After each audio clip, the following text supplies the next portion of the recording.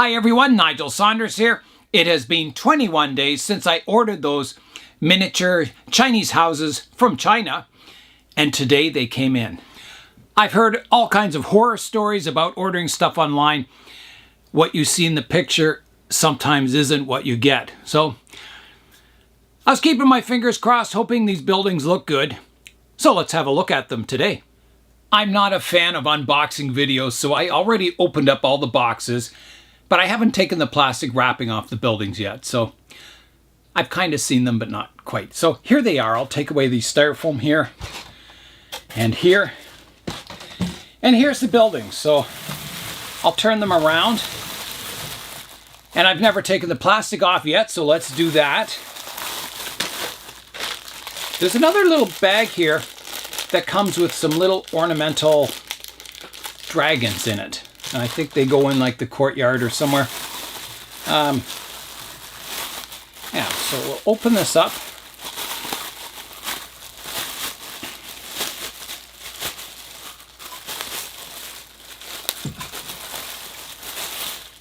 There we are. There's the smaller one. And then here's the larger building.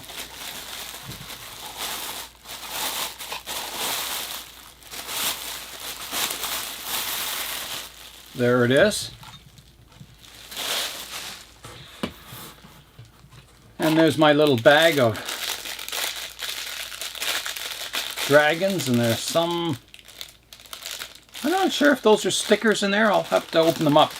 But here's the buildings. Let's have a close-up look at them. Here's a look at the buildings now, and I'm very pleased with them. They're very detailed, very accurate. They look just like they do in the photographs. So I'm kind of relieved there, and I think they're going to be really nice in this cityscape diorama. These buildings are sold as planters, so in each building there's a cavity here that you can plant a plant, and there's a hole right through the bottom, so it lets water drain out, which is kind of nice. Here's the opening in the smaller one, and it too has a hole in the bottom for drainage. They're made of quite a tough plastic. I don't know what kind of plastic it is, but it's very rigid, almost like styrene plastic almost.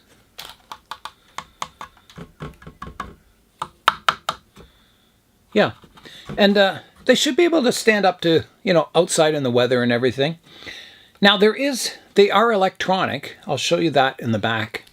I'll rotate them around to the back now. So back here, you can see there's a little door on the back of each one, and that's to put batteries.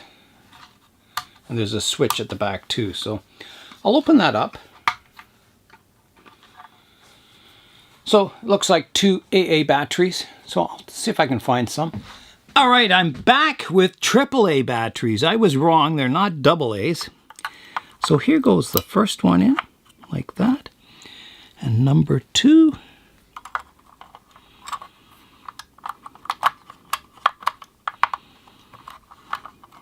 Goes in like that. Close my little door up. Turn it on. Okay, so let's rotate back around here. Here's a view from the front with the lights on. Now it's daytime. I'll turn any lights I have on here off. And I don't know if you can see anything. It does light up a little bit. And I'm not sure how it's supposed to light up. There's no real windows in the front. But you can see the glow in the courtyard there. I've got the second one lit up now. And I can't see much in the daytime here, but I'll come back at nighttime and I'll show you what they look like lit up at night. I'm going to open up the little packages now. Show you what's inside those. So here they are. They're little dragons. There's one there, another one there, and then the other package, not sure, it has something a little extra. Let's have a look in there.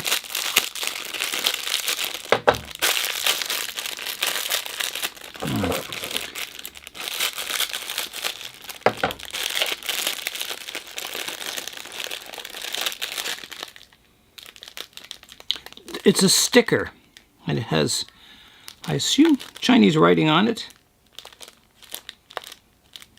There. There, so there's another dragon, and another one here. So there they are. Yeah, so I don't know if this is Chinese or Mandarin, but maybe a viewer can tell me. I don't know. There it is. I don't know if you can see that well enough, but it's pretty small. So there's the one, and then the other one is here.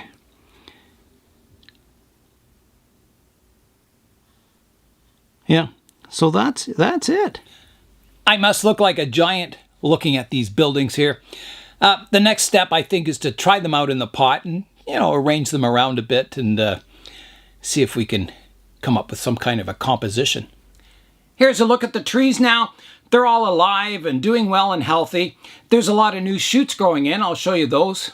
Here's a look at a growing tip. I pruned it off here, and I've got 1, 2, 3, 4 sprouts on the tip, and there's another one coming off here and one here.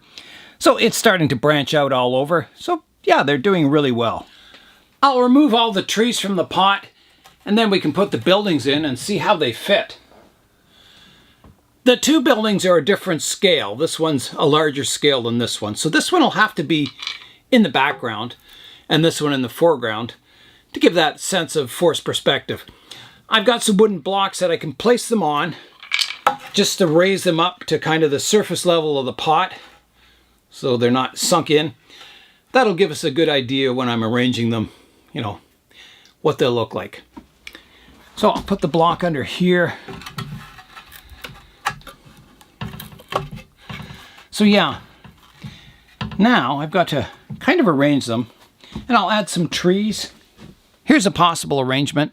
I've got a lot of trees behind the big building, and I think that looks nice. It's kind of like a backdrop, a jungle kind of backdrop to it. That could look quite good. I like kind of the alleyway running between the two buildings, but I'm thinking, what if I turn the big building on its side? So we're looking at the end of it over here. So it kind of opens it up so it invites you into the middle of the planting. Right now it's kind of, you're looking square on one building and a square on another, and there's no, other than that little alleyway between the two buildings, there's nothing that invites you into the scene. So I'm going to try turning the big building 90 degrees and see what that looks like. I've turned the main building 90 degrees and I don't like it at all. You kind of see that wall of the building here, and it doesn't look, it doesn't invite you in. The best features of the building are kind of hidden. Definitely can't do that. There's a view of the main building here on an angle. Now, I don't like that either. I think because the pot is rectangular and the buildings are rectangular, I think I've got to go with that kind of rectangular layout like I began with the the main building face on at the front and the other one towards the back. So yeah, I think that initial layout was closer to something I like. I've got it kind of close to where I began there.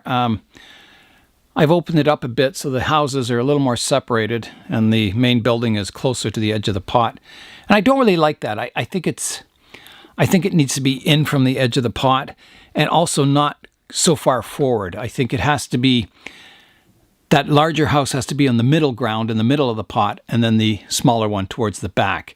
So there's a bit of space out front, so it's not just buildings in your face. I think it needs a little greenery around the buildings and maybe some trees in front, just to, give it more of a landscape feel to it. So I'll try that.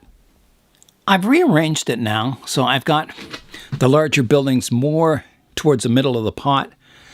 I've got trees kind of surrounding it, and the smaller houses towards the back. So let me drop down and we'll have a look at it from kind of eye level. Here's a look more at eye level.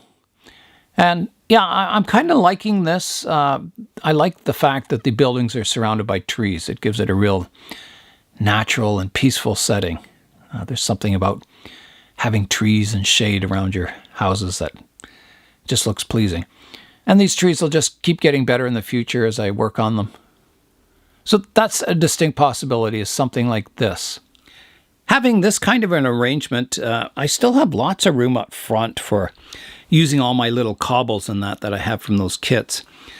I don't think I would be building any more buildings. I think I would save that for, maybe just building a wall or part of a building and then have one tree growing over it, sort of a ruins type Penjing. So, yeah, I think this one, maybe a courtyard with moss in the middle here, or a little green area, trees. I think it's going to look quite nice. I'm just trying to think, is there a better arrangement than this? And I don't think there's much of a better arrangement, because I'm forced to have the big house out front, the little one at the back. Because the pot is very angular, rectangular, I can't really put anything on an angle. It starts to look funny. It doesn't match the pot.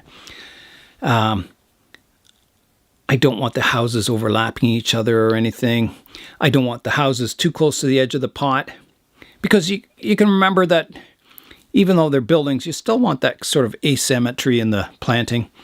So the bigger buildings here, the smaller ones over here, kind of almost creates an asymmetrical triangle. Yeah, I don't want the houses any closer to the edge of the pot. Yeah, I think something like this is going to be it. I think it looks great. I think it'll look really nice when it's all done. It's hard to imagine it, right now all the trees are in pots, and yeah, it looks quite different than what they'll look like when they're planted. So let's just fly in and have a look anyway. So there would be the main building. There's room on this side for a tree or two. I thought maybe a tree kind of shadowing the courtyard there. Something like that. A tree growing out of the roof there. That ancient ruins. I may plant a tree right beside this flat wall on the building. Right here. Have a tree growing up beside that to kind of break up that flat area so it's a little more interesting. I can't fit a pot in there right now. Yeah, and maybe, these trees arranged differently so there is that nice green area in the middle. Something that invites you in a place you'd like to be. Yeah, I think it's going to look quite nice. And this project, it could have gone any direction. And all would have been, I think, fantastic. But this is the direction I went with. And I'm kind of glad I did, because if I built all the buildings from scratch, it would take my whole winter up, and I wouldn't be able to work on the rest of my trees. I think it would have been too time consuming. So you kind of have to be realistic. Like, do you have the time to build all these miniature scale buildings? And, do you want to spend that much time making them? I would enjoy that time making them, but I know I don't have that kind of time to be doing that. There's kind of a top-down view.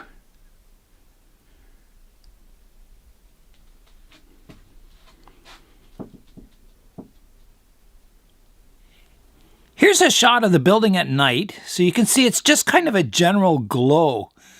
It depends on the paint thickness on the building. So I think I can open that up. I can, paint it on the inside so it's more of a solid color, and maybe open up some windows. There's the courtyard down there. Yeah, make some windows or something so it brings some light out the front, so it looks a little more realistic rather than just kind of a glowing building. It's a cool effect, but the one building glows quite brightly, but the other one, which you can see behind there, it's not as bright. It's more dim. So that could definitely have some windows opened up in it. And that would look much, much better at night. Because it's kind of nice having them lit up at night. And I think the trees will look really nice with some lights around them. It'll look very... just cool at night, and maybe I can add some little LED lights, make it even more realistic looking. If I wanted to make this look more like a city rather than one that's being swallowed up by nature, I could wrap little LED lights around the trunks of the trees, lighting them up so that all the branches are wrapped, so it's create a really nice night scene that would look quite realistic, I think. I've seen a lot of trees where they do that. They wrap lights around the trunk and branches, and at night you get this tree lit up. So that's another possibility. I don't know if I'd want to go that far. I think more of a natural look would be better, but you know, it's a possibility. I've got my Cityscape on the bench over there. I'll look at it tonight and think about it, and tomorrow I'll start working on it. I also got another present in the mail today, and I'll show you that. I also got a box from Stephan. He lives in Germany, and he sent me some 3D printed bonsai pots that he's making, and he hopes to make a business out of it eventually. He's not set up for retail sales or anything yet, but he's designing, making pots, and experimenting, and then eventually he's hoping maybe midsummer he'll get into the retail side of it. So he sent me some example pots, so I'm really excited to see what they look like. I haven't looked at them yet. I did open the box up, and he sent me some really cool stickers. So he obviously watches the Bonsai Zone, because there's the first one. Cycling, something I like to do. Canadian peace. We all wish for world peace. Mountain biking, so another thing I like to do. And real men use 3 pedals. He obviously knows I like driving manual transmissions. So that's cool. I think that'll go in the truck maybe, or maybe even one of the cars. So that's really cool. I like those stickers. I'm going to use them all.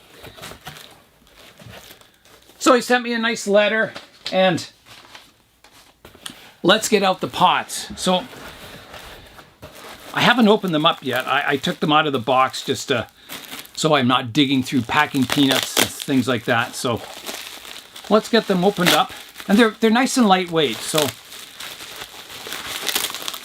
and 3D printed pots, you know, I really like them. I think it's another tool you can use. I know clay pots are traditional, but you know, it's like, do you like paintings or pencil drawings? It does the same function. It's just 2 different mediums, and I really like 3D printed pot. Oh wow, look at that! Now that is a beautiful pot. Wow. If that was in a bonsai show, I don't think there's a single person that could ever tell that wasn't made of clay. I mean, that's just fantastic. It's just beautiful. That is really nicely done. Wow. And it's light. It won't break. Amazing. So this is made out of a really tough PLA plastic. Stephan said that it goes up, it's good up to 80 degrees Celsius, which that's pretty hot. I mean, that's twice as hot as it'll ever get in my greenhouse. So we'll definitely give the pots a good torture test. See how they do. But wow, these are printed really nicely. I am just so amazed. That is just awesome. That's a real treasure. I like that. And you know, to think Stephan designed this, 3D printed it, painted it all up, and it just looks beautiful. So that's one of them. Let's continue here. And we'll take a closer look at them in the end there. So here's another one. Obviously a different style. It's a little more shallow.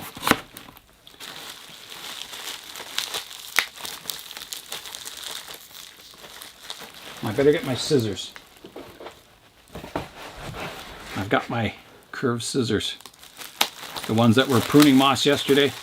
Today they were opening packages. All right. Whoa, look at this one. Is that ever cool? So check that out. It's like metallic. Again, just beautifully done. Wow. There's the feet on the bottom. So Stephan mentioned these would be good for, you know, maybe a jade or something where you need the roots growing out to the edges of the pot so they can't tip over easily.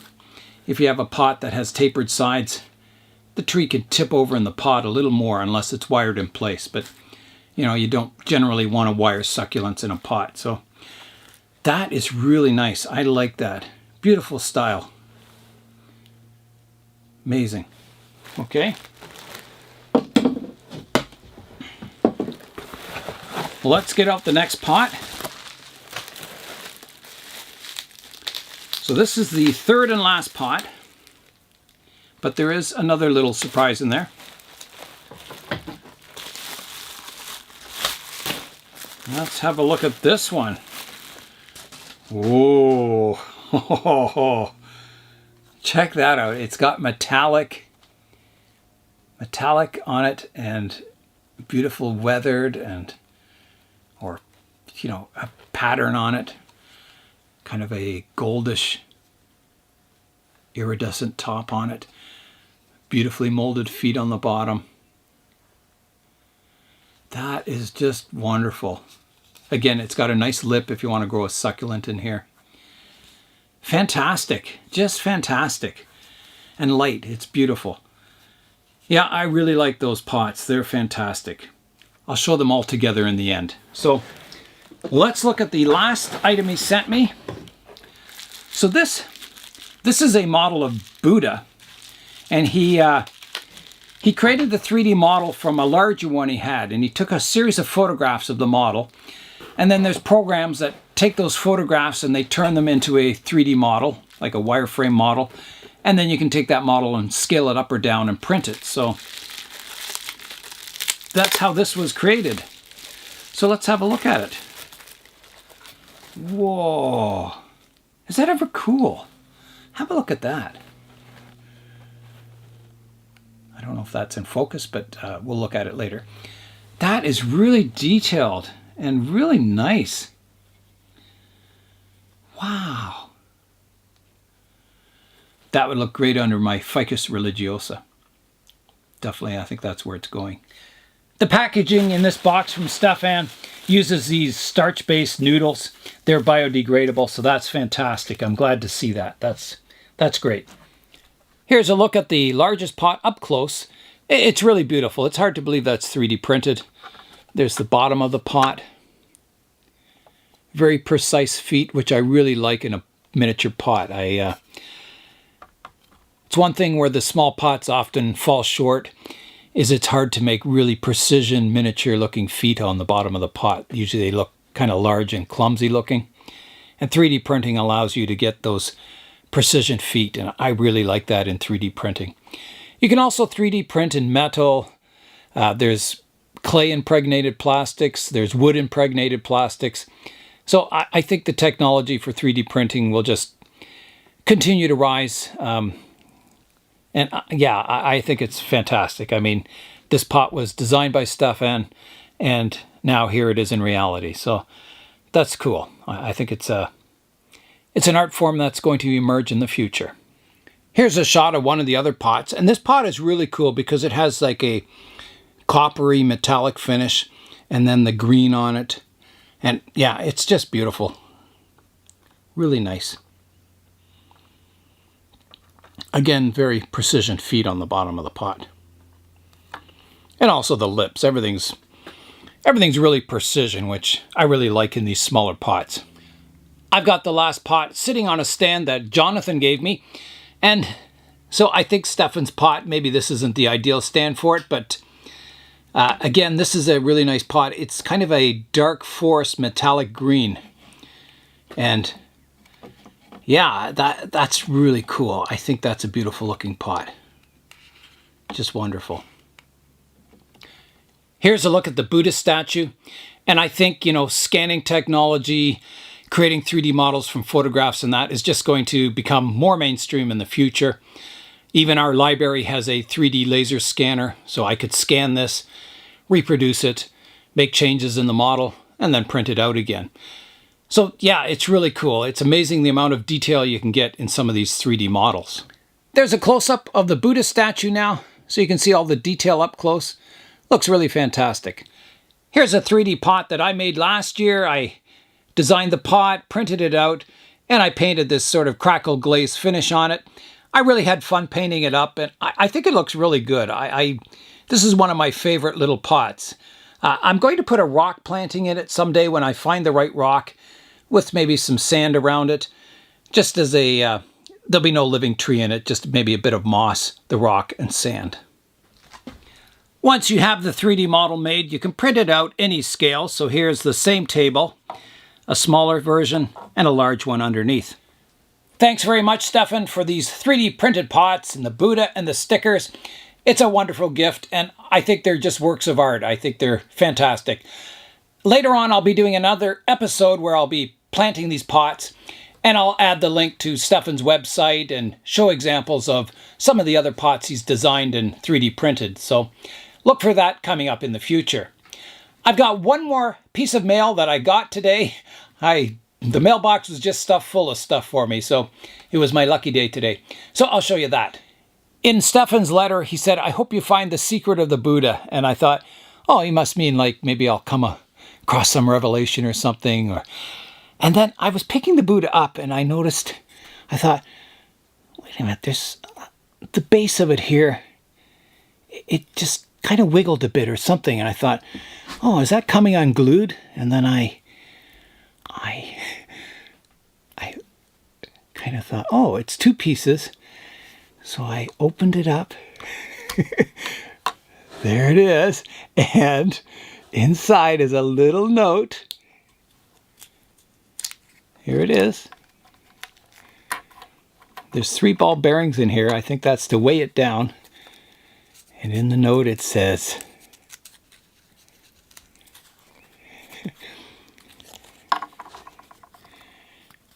"You found the secret chamber.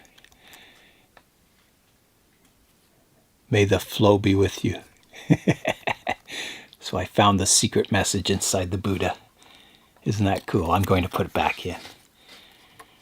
Maybe someone else will find that in the future. Put Buddha back on.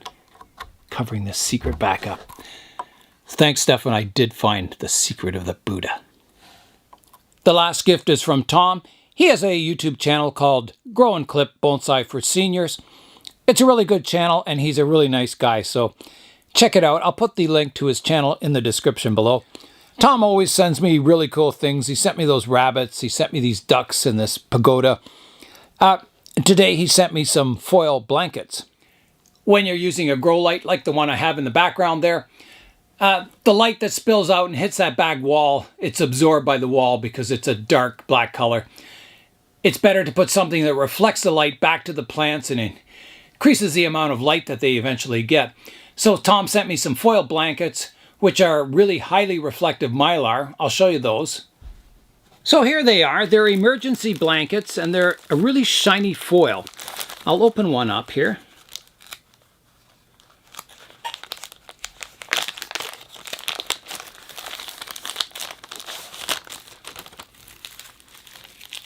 So there you can see it's almost like chrome. They're so reflective. So that can be hung on the back behind your grow light, and it'll reflect a lot of light back to the plant. So they're very useful, and they're very lightweight. You can hang them anywhere. I'm not going to fold it out because I think it'll eventually become a big sheet. So thanks very much, Tom. That's wonderful. I'll hang those up and put them to good use. I don't have any links to any of the products that I showed on today's video. I'm not trying to sell anything. I'm just showing you what I got. I'm sure you can find something very similar or the exact same thing online. And that's all for today. I'm Nigel Saunders. Thanks for joining me in the Bonsai Zone.